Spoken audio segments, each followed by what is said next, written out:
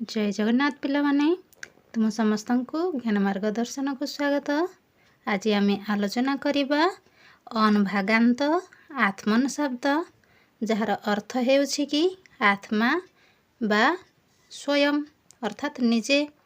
एही शब्द को अनभागांत बोली कहिबार कारण यह कि पिला माने आत्मन कहिले शेषरे अन सुनाउछि। आत्मन उच्चारण कले तो शेषरे कौन शुणागला अन शुणागला, तेणु यह होगला अनभागांत। बुझेला ना पिलाने। एबे आमे कौन करिबा प्रथम विभक्ति ठारू संबोधन पर्यंत रूप देखिबा एही शब्दर। तो प्रथम विभक्ति एक वचन आत्मा, दुई वचन आत्मा नौ, बहुवचन आत्मा नः। आत्मा आत्मा नौ आत्मनः। द्वितीय विभक्ति एक वचन आत्मानम, दुई वचन आत्मा नौ, बहुवचन है जीव आत्मनः। आत्मानः हब नहीं। देख पिला माने प्रथम विभक्ति बहुवचन रे आत्मानः हेउथिला, किंतु द्वितीय विभक्ति बहुवचन रे आत्मनः हैला। आ मात्रा रहिला नहीं। तो रूप हो गला कौन द्वितीय विभक्ति रे आत्मानम आत्मानौ आत्मनः। तृतीय विभक्ति आत्मना एक वचन रे, दुई वचन रे है जीव आत्मभ्याम, बहुवचन रे है जीव आत्मभिः। आत्मना आत्मभ्याम आत्मभिः। चतुर्थी विभक्ति आत्मने एक वचन रे, दुई वचन रे है गला आत्मभ्याम, बहुवचन है गला आत्मभ्यः। तेबे चतुर्थी विभक्तिर रूप हो गला आत्मने आत्मभ्याम आत्मभ्यः। पंचमी आत्मनः, दुई वचन आत्मभ्याम, बहुवचन आत्मभ्यः। तेबे आत्मनः आत्मभ्याम आत्मभ्यः। षष्ठी विभक्ति एक वचन जेमिति पंचमी विभक्ति होतला आत्मनः, ठीक से परि आत्मनः हेबो। दुई वचन है जीव आत्मनोः, बहुवचन है जीव आत्मनाम। कौन है आत्मनाम।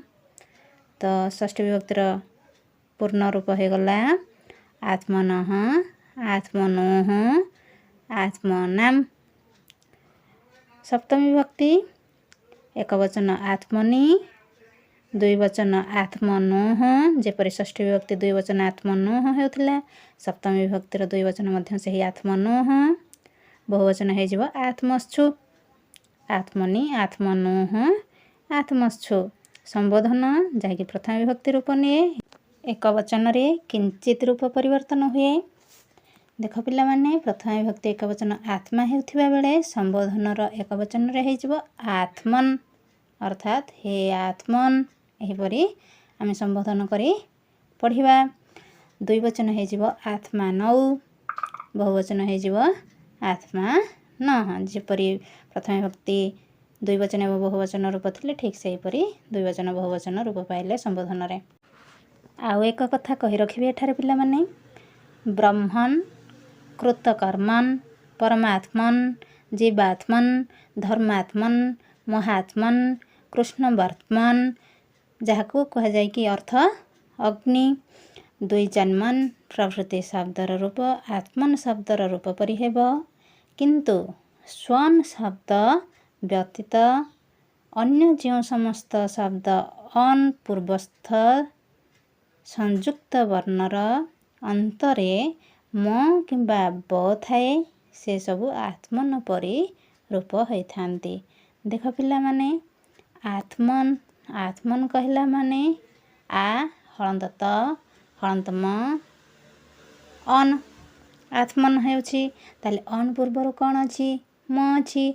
तेणु एई भलिया जହାର अन भागर पूर्वरे म आसुथिबो एवं ब आसुथिबो, ताहार रूप कहा परि हेबो आत्मन शब्दर रूप परि हेबो।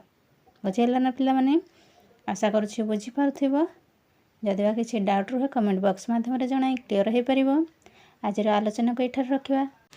आमर चैनल को देखुथिबारु बहुत बहुत धन्यवाद। जय जगन्नाथ।